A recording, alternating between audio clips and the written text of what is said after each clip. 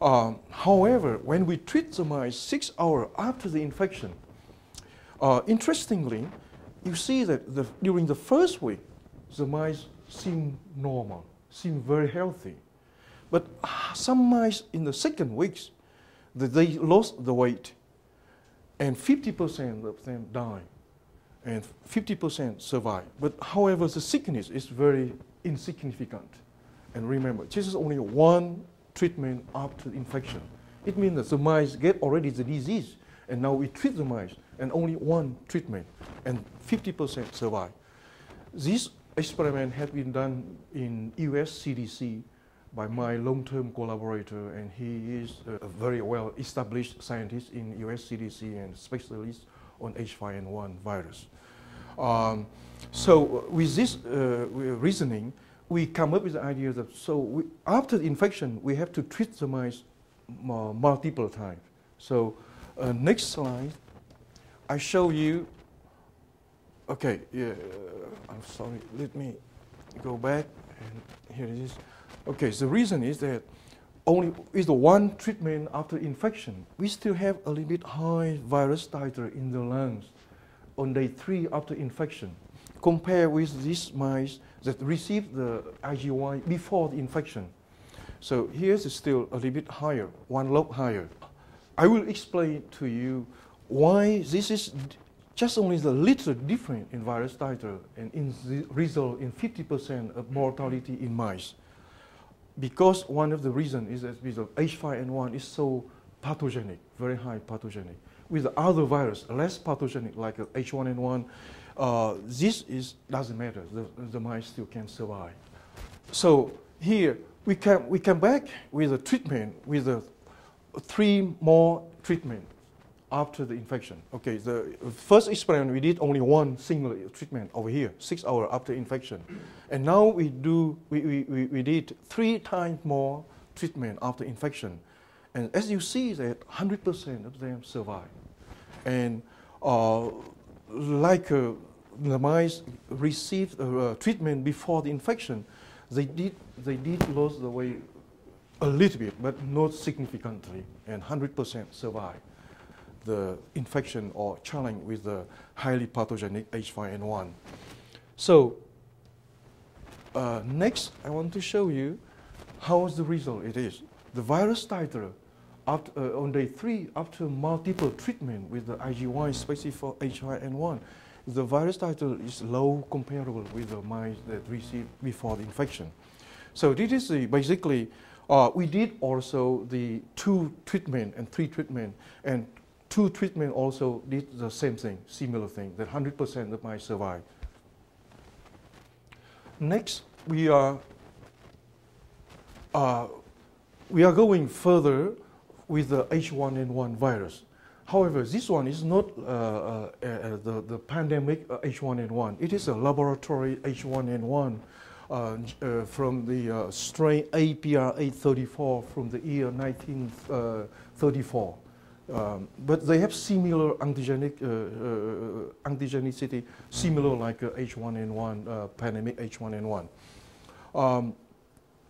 The reason for doing this virus that we can do more study on to understand the mechanism of this approach. So similarly, that you see that with a singular pre-infection treatment, 100% of mice survive. And it's similarly like a previous experiment that they did not lose their weight. It means that they did not get significant infection. After infection, we have to we treat them multiple times, like I did before for the H5N1, and again 100% survived the infection, and they did not lose significant their body weight. I would like to show you here that I look back to the literature in 1999. There is a paper in the group of Dr. Webster in Memphis doing the antiviral drug zanamivir. And I found that in order to get the 90% of the protection or survival, they have to treat the mice with the zanamivir 1 time, 2 times before the infection, and also continually with a 1, 2, 3, 4, 5, 6, 7, 8, 9, 10 treatment after infection in order to get only 90% of the protection. And with a huge dose per mouse, okay, per weight. And next I want to show you that in order to get the virus titer down at day 3, just 2 logs down, you have to treat them twice before the infection, and then 4 times more after infection, and you get down only 2 logs of the virus titer in the lungs on day 3. But with our IGY, we get down to 4 logs lower with a 3 treatment after infection.